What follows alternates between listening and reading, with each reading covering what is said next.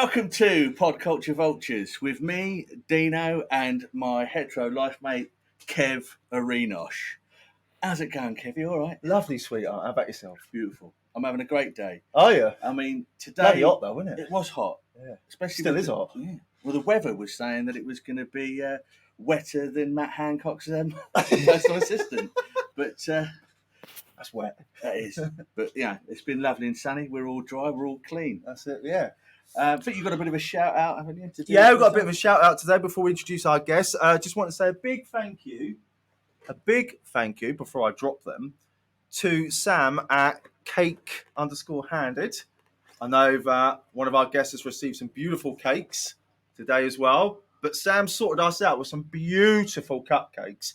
You've got a couple of biscoffs and cherry bakewells and stuff. Yeah, they look like nipples. You got the nipple cakes, and then I got a crunchy coffee one, cheesy bollock, which is a mojito, 99 ice cream, and a biscoff one. So Sam, thank you ever so much, my dear. That is lovely. It's wonderful.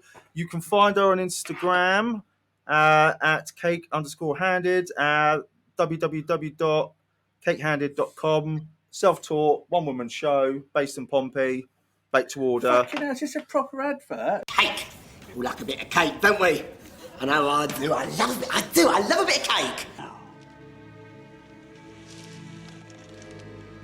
What shall we talk about? So this is going to be like a bit of a Speedful special sort of thing because we've got two lovely guests. We have. We guested on their podcast earlier in the year. We did.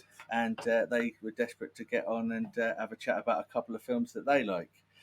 So for this one, we're going to start off with the film Scanners by David Cronenberg.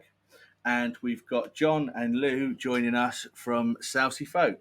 Yes. Hello, John and Lou. Hello. Hello. Very good evening to you both. And Lou, why don't we get sent cakes? But right, yeah. So here we go.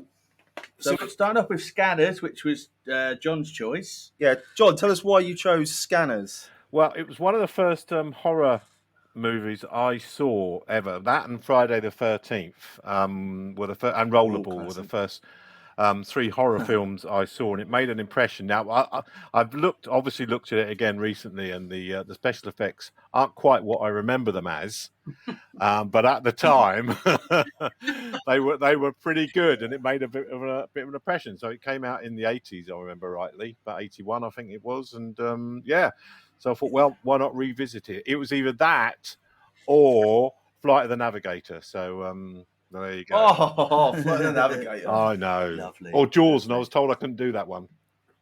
No. Not allowed. We don't do Jaws. Not allowed to. We don't do our favourite films, do we? No. It's too much. We tried it once, didn't we? And that episode got canned. Yeah.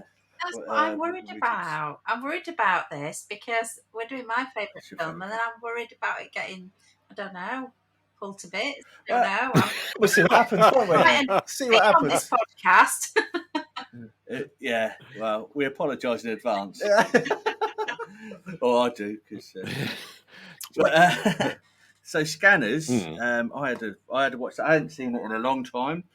I'm just going to jump straight in and say, because it's the most relevant pop culture-y scene of the film is the guy's head blowing up. Yeah. Because you quite often hear that, oh, you look like that guy from Scanners. That's it, yeah. And it wasn't bad, was it? I thought the blowing up was quite convincing.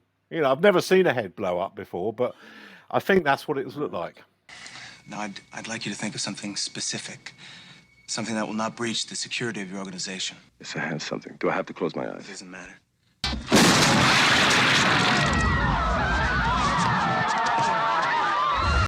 Oh, shit. You see that fucking head come apart, man? Yeah. Pretty spot on, wasn't it? Yeah. The only thing for me was that nobody had got any blood splattered on them anywhere, had they? It just seemed I did notice that, though. Wouldn't it be a bit gorier? For continuity, when it cuts to the wide shot, the geezer's not in the chair to start with, and there's no blood anywhere. But supposedly his head's just fucking blown up all over the place. It's probably something to do with the telepathy type. It's What, that he mopped it up ESP, with his isn't mind? it? It's that ESP that they contain the blood within a certain area. Some kind of force field, maybe. That's it, yeah. The thing that got me is at the beginning, the guy he had a beanie on and slightly long hair. It reminded me of when they made Ian Bill homeless in. Oh yeah. I've got nothing left. I've got nothing left.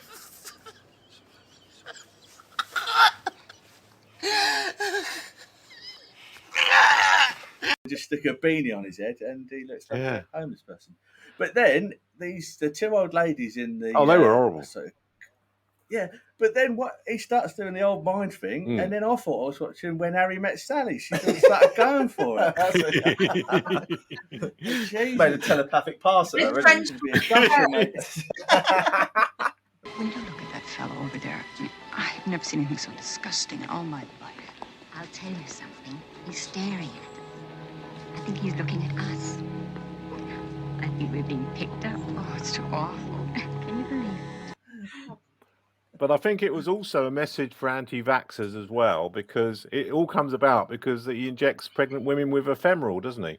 So the ephemeral is what turns them into scanners. So it's quite current as well. Yeah, what mutates them, doesn't it? Yeah. Yeah. I mean, like, what's the basic premise of the movie? Is like a scientist sends a man with psychic powers to hunt down others like him. He's after old Michael Ironside. Yeah. I was quite surprised in this movie that he didn't lose a limb, because usually he does. He did in The Machinist. He did in Total Recall. With his, He's already got one. Oh, was it Total Party Recall? Richter.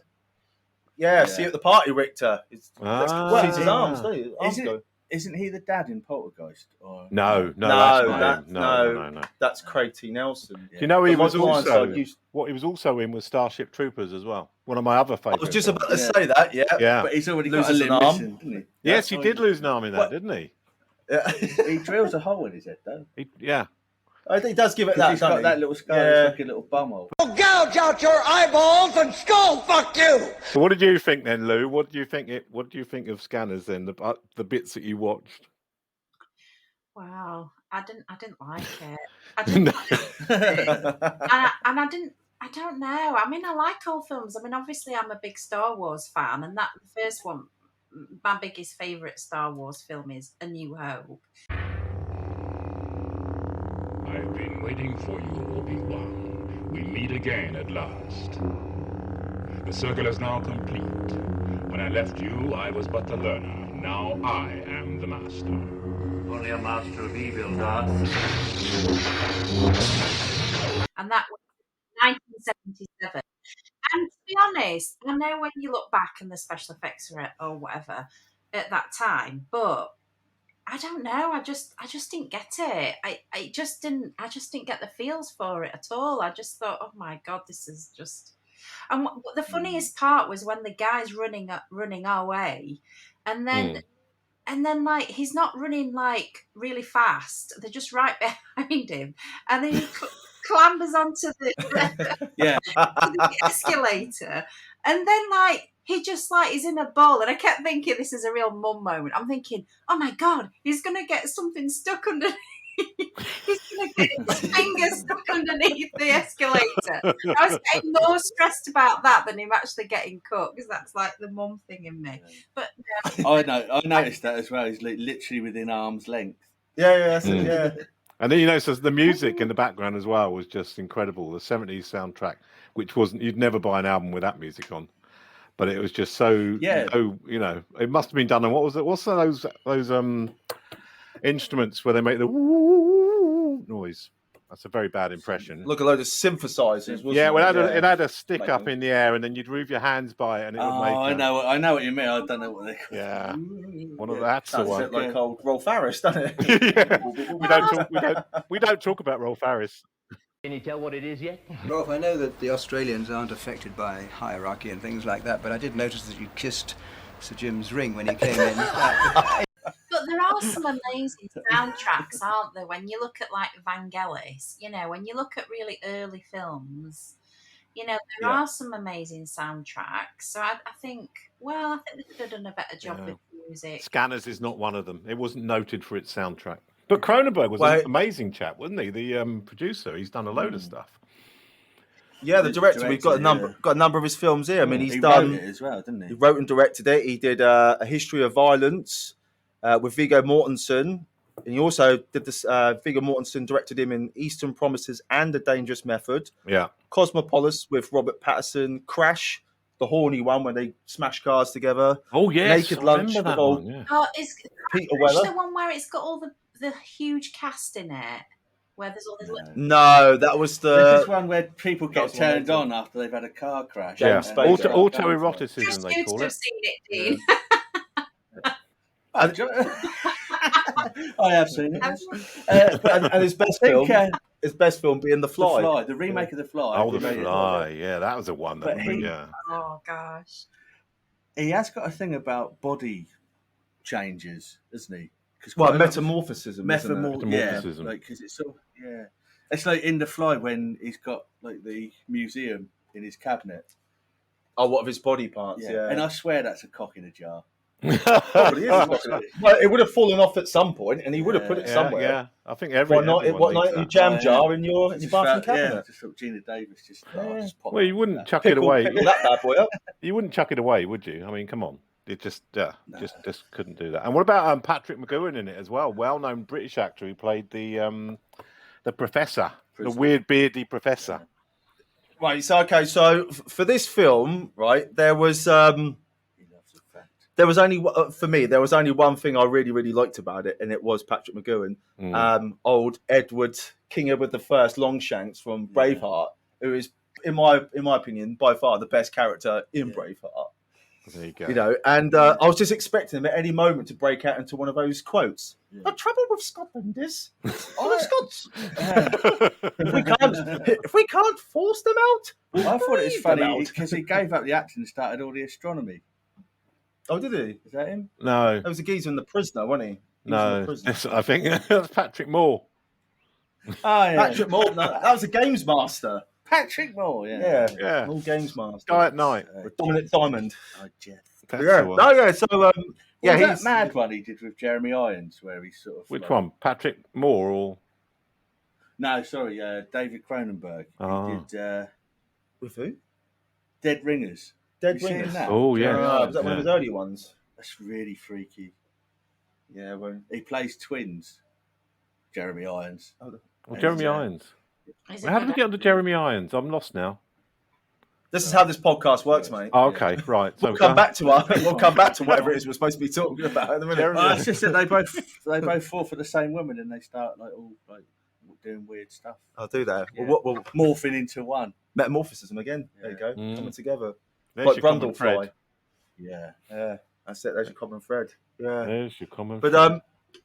yeah, I mean, I wasn't particularly a fan of this one. In all honesty, I thought the special effects were interesting, especially because of its time, and the bits with the veins having that oh final yes, battle yes, was cool. That was really good how they did those, and a lot of it's practical effects. But I mean, the worst thing was the acting by Stephen Locke, who was like the main guy. Fuck me, was he terrible? He was Do you know bad. what I mean? I mean, Clive Owen is wooden, but this guy made him look like fucking Pinocchio turned into a real boy. You know, this guy was Do you dreadful. reckon that Ian Beale would have done a better job? Absolutely. Absolutely. I would have got the old Bezza. Beale, Ian. But yeah. Yeah, the acting But, was bad. The acting was very bad. And they were quite big But I actors love the as well. reactions. Yes. I love the reactions, though. Every time there was like a facial reaction, it was like, ha, they're well overdoing it. And when people were getting flung across the room, you could see they were just jumping backwards. Yes. It was incredible. It definitely had comedy value. I couldn't get Of over its time. beige clothes everyone was wearing.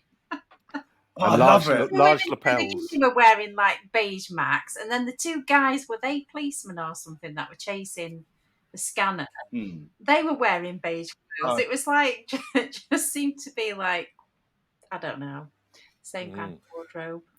It reminds you of the old, like the detectives done it from the old film noir 30s, 40s era, sort of 50s. Yeah. The old hats on, but these guys just didn't. Private Eye. Private Eye. But well, no, they were American. well, that's right.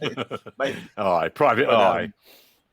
Private Eye. Why do you But love it so much then, John? Is it just because it takes you back to your youth then? It's exactly that, Lou. It's a time and an era. You know, you can watch something, and yeah, it's not a brilliant film, but it just evokes so many memories. of when that was around. I even remember the girlfriend Louise I was going out with at the time that we watched that together, and it's got. And I just joined the Navy then as well, so it was a big time for me, and I think that's why. And it's also to pick something that, if I'd picked something really sort of like E.T. or something, you want to pick something a bit more out there. Yeah. Interesting to talk Yeah, about. just But I think what it reminded me of is, because when I would have seen it, it would have been on the telly, kind of late night Friday or Saturday night when you had films on that went on at about 11 or midnight. Yeah. And you just stay out and watch that. And it's that kind of the soundtrack to that. And it reminds me of Stranger Things. Yeah, that yes. sort of thing. And then you've got a handful of films like that. You've got like Scanners, Escape from New York, The Thing. The Thing. It's the The nostalgia. Thing, that whole thing of Evil Dead. And I'll tell you what I watched as well, the Repo Man. Is that the? I don't know. I've seen that one. Yeah. It's been a long time. That's Stephen King, isn't it? No, that's Maximum Overdrive. I watched that as well. Oh yeah, he runs away from the truck, doesn't he? Didn't the first one of Friday the 13th come out about the same time? Because I seem to link them for some reason. I think it was the same year. It was the same. I think so. Yeah, but it was Mr. Bacon that was in that, wasn't it? Old Kevin. Kevin Bacon. The other Kevin. That was his first. Is that what he's known as now? The other Kevin. That frightened the shit out of me. That did, especially at the end when he jumped. I know we're not reviewing this one, but when he jumped out of the lake right at the end of that movie, yeah. A little bit of wee come out. A little bit of wee come out when that happened. You were saying about Stranger Things. They're doing now where they're doing a Stranger Things living room, escape room, where you're in that. With Winona Ryder. I just think that is so cool. Where you're in that room and you've got to get out. Yeah, that's amazing. Yeah, I've done a number of the old secret cinemas, and the last one we did was Stranger Things. Oh, what's Strangers Things. Strangers Things. That's what was in that bottle, Strangers Things. A Stranger's Thing. Yes, it was on the shelf. Yes. Goldblum's knob. It's got that could be a beer, couldn't it? That could be a new ale. It could be a new ale. Yeah, these like special ale. Yeah. There's a bar in Canada. Sorry. There's a bar in Canada that has a bottle of liqueur. I don't know if it still has, but it had some old bloke's thumb in it, and you had to go and drink from that. Tom Thumb. Yeah, Tom Thumb beer. But it was, You don't have to down the thumb at the end of it. No, you mustn't do that. You mustn't do that. That's bad luck. Thumbs up. Bottoms up. What we also like to do here is when we look at these films, we like to look up a couple of little factoroonies, don't we? We do. Yeah, we found a couple of them. Did you want to read one and I'll read the other one? No, you go for it. I'll just comment. You'll just comment. All right, okay. So the first one I found was for the scene where Daryl is set on fire and his head comes up. Michael Ironside wore a fake pair of eyes worn by Dustin Hoffman in Little Man 1970. Well, blow me down. Oh. About that? They must have been hanging around in the effects cupboard. Who'd have thunk it? But why did they do it? Did they just here look? Dustin Hoffman wore these once. Bung them on. Bung them on, yeah. Rain Man. Bung on Rain Man's eyes. As long as you didn't put the Tootsie outfit on him, then we're all good. He's a very good driver. Yeah. And then don't go in the phone box with him. He smells. And then the other one I found was a very early treatment from 1976 entitled Telepathy 2000. Takes place in the future, begins with the protagonist who is named Harley Quinn. Oh, is she? Yeah. Telepathically raping a woman in a subway and was set as a spy movie. Jesus. That was the original one. Yeah, then they obviously thought that's a bit heavy. That's just too heavy. That's too heavy. And then they changed it and made it into this one. So funny that. Yeah. Weird. Yeah, because he does link up with the telephone system in the film, doesn't he? To download very, very, futuristic. To download the program. So there's a couple of factories. The rest of them are quite boring, to be honest with you. But I thought they were all right. No, I enjoyed it for the nostalgia reasons because I say it reminded me of those late night type of films, and it has made me want to go back and watch some more David Cronenberg films. because he is very. He's brilliant. Very strange. Yeah. There's like some 70s films, like. Well, he started off doing a lot of horror films, didn't he? Yeah, was it Rabid? I think Rabid was one of them. But they've recently remade that, and it's about the woman who's had a car. Did he do a Razorhead? That's a weird film. If you want to watch a weird film, yeah, go and watch a Razorhead. I would recommend you do that. Yeah, that was. I've seen it. Yeah, very strange. And he did Lost Highway, didn't he? No, that was the other one, wasn't it? Yeah. Yeah, the other one. I'm just trying to find it really, really quickly. David Lynch did Razorhead, yeah. Lynch, Mm. yeah, that's right. And Lost Highway, and yeah, Lost Highway. kind of, and Blue Velvet, oh yeah, starts off with a severed ear. Oh yeah, and it's got Dennis Hopper. Ooh, I'm slutty. Ooh, I'm slutty. and Lou, I've got a fun fact for your film as well that I found out. A true fact. Okay. Yeah. Told. Did you get that from a friend on Facebook? No. And he put some really interesting facts on there, but we'll talk about that later. Yeah. Right, so we'll sort of wrap this one up. We'll wrap this bad boy up, haven't we? Because we got another one coming up. Yeah. So should we do scores out of 10? How do we feel about it now? Yeah, we could go around the group. Starting with John, obviously. I'm going to give it, because of its history with me, I'm going to give it an 8. Nice. Strong. Lou? I'm going to give it well, I would say a 2, but I'll give it a 3. Oh. I'll be kind. Harsh. I don't think I could watch it again. No. I would give it.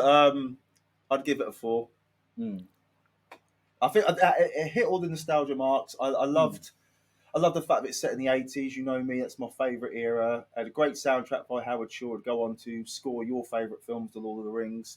It's done by Cronenberg. Great practical effects, but apart from that, you've just affected my score now because I didn't think there was any links to Lord of the Rings. There isn't. You knew what happened.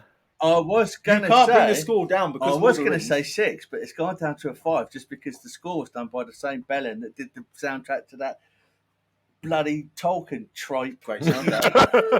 9 hours. It's gone down. Dwarfs walking. That was going to be be my film. Was the Lord of the Rings trilogy, all of them. Extended. Oh no. Jesus Christ, it's shite. We've added deleted scenes as well, so you can have it all. How could there be any deleted scenes? They could have shortened it because Gandalf could have just magicked up to Puffin at the beginning or whatever he flies on and taken the ring over and dumped it in the thing anyway. But no, 10 hours. These bloody dwarfs walking through the forest with giant feet and singing songs. Yeah. I prefer Willow. Willow. Willow was better. Or Dark Anyway, Crystal. Yeah, that's good. No. Labyrinth. Yeah. I give that. Well, I say because purely for the blowing up of the head, which is classic. Yeah.